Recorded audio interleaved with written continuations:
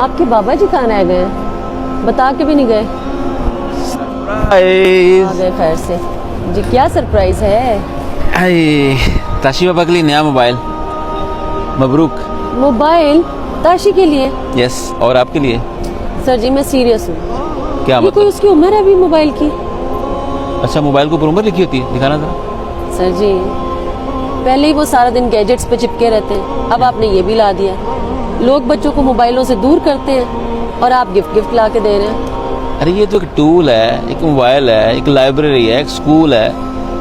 वो तो इसका इस्तेमाल है जो इसकी बुराइयां और अच्छाइयां बताता है। इसने किसी पे हमला करना कोई बंद कर दो, बंद पड़ा रहेगा। इसका अच्छा इस्तेमाल आपकी ज़िंदगी बना देगा, बुरा इस्तेमाल आपकी ज़िंदगी ख़राब कर देगा।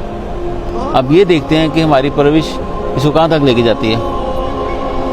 उम्मीद करता हूँ कि हमारी परवरिश इसको इसका इस्तेमाल करके अपनी ज़िंदगी बनाने का मौका देगी और हमारा सर भी फ़ख्र से बुलंद करेगा।